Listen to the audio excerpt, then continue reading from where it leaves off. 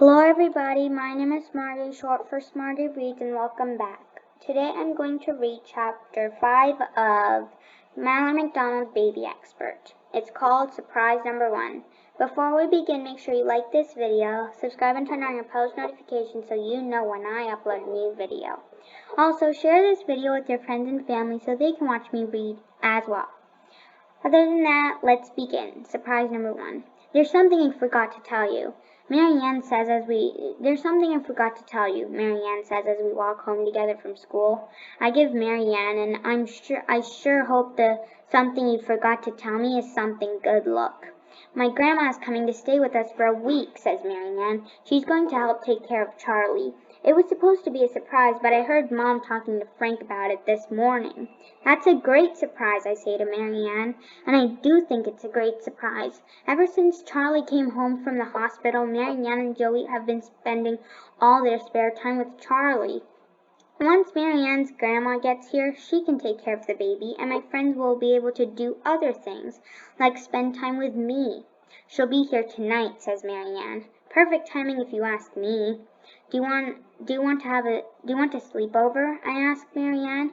It's Friday, which means Marianne can sleep at my house and we can do all the stuff we love to do, like bake cookies and paint our toenails and watch Fashion Fran tomorrow morning. I snap my fingers. I just had a great idea. Let's stop at your house and get your stuff and we can start our sleepover now, I say. Marianne shakes her head like my idea isn't great at all. I can't sleep over, says Marianne. We're having a family dinner when Grandma gets here. Then Marianne smiles like she just thought of a great idea too. I think what she's about to say is, why don't you come over and eat dinner with us? But that's not what she says. Why don't you invite Chloe Jennifer to sleep over, says Marianne. I shake my head and remind Marianne that Chloe Jennifer can't sleep over because she has a dance class first thing in the morning. Why don't you come over after dinner, I say to Marianne. Marianne shakes her head again. My grandma is going to sleep in my room, because the room she would have slept in is Charlie's nursery now. So it's like Grandma and I are having a sleepover. I can't not be there for a sleepover in my own room. Marianne makes a you can't argue with that face. But I have a very good argument for that. Wouldn't your grandma be more comfortable if she got to sleep in your bed by herself? I ask Marianne. Marianne shakes her head like she's thought of that too. While she's here, I'm going to sleep on an air mattress on my floor. My mom already set it up with sheets and everything. Before I can say another word, Marianne tells me one more reason why she can't have a sleepover with me. This will be Charlie's first time meeting his grandmother, so it's kind of a big deal. You know what I mean? I nod, but the truth is, I don't see why it's a big deal for Charlie to meet his grandmother for a first time. He's a baby. He won't even know who she is. Plus, I don't see why Marianne can't spend one night with me. Her grandmother is going to be here for a whole week. And then to the right there's Charlie saying, "Who's this lady?" to Marianne's grandma. It almost seems like Marianne doesn't want to spend the night with me. When we get to Marianne's house, I tell her goodbye and go to my own house. When I get into my bed, I lay down on my bed with Cheeseburger. It's just you and me tonight, I tell my cat. She purrs and snuggles up beside me like she likes that idea. Even though I love Cheeseburger, I want to have a sleepover with my cat and my best friend. I think about what I wished for before Charlie was born. I wish that things would have been just like they've always been with my friends, but I don't think that wish is coming true. I squeeze my eyes shut and pretend like I'm at the wish pond. I make a new wish. I wish my friends will realize that even though they have a new brother, we're still friends. That means we still do things together too. I don't want them to always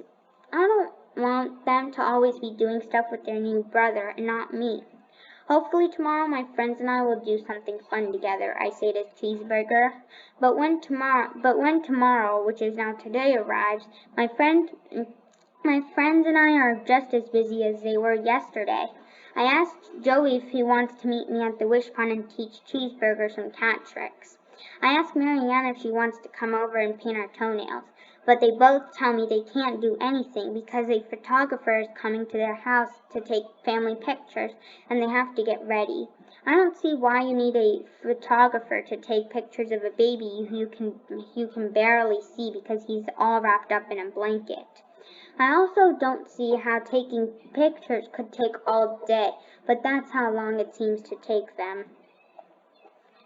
It's like they went into their house after school on Friday and haven't come out since. I don't see Marianne and Joey all day. I just thinking about it made me upset. And then to the right there's a house and it says, "Are my friends being held captive?"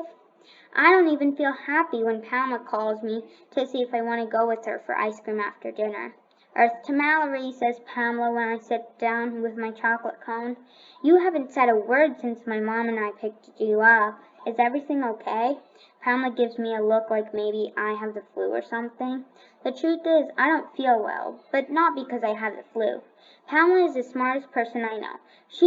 I decide to tell her what's wrong. She always has a solution for everything. Ever since Marianne and Joey's little brother was born, I've barely seen them. I explained to her how they've always been busy doing something with the baby. Pamela puts her spoon down in her cup and looks down at me like she's thinking about what I said and trying to decide what to say back. "My aunt had a baby last year," she says. "Clarissa cried for 3 months straight. My cousin Harry said he thought he was going to lose his mind.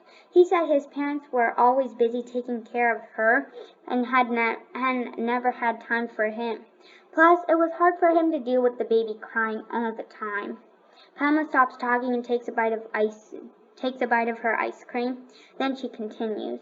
"One day Clarissa stopped crying and started smiling. After that, Henry was happy to have her around." I looked at Pamela. For someone who's so smart, I don't think she gets it. "How does that solve my problem?" I ask her. Pamela smiles like she's happy to explain. "What I'm saying is that I think you have to be patient. I'm no expert, but it probably takes time for everyone to get used to a new baby. Marianne and Joey have been busy, but I'll bet things will get back to normal soon." I take a big bite of my ice cream cone and look at my watch. It's a shame there's not a soon hand, because in my opinion, soon can't come fast enough. That's the end of that chapter. I'll see you next time when I read surprise number 2. Bye, everyone.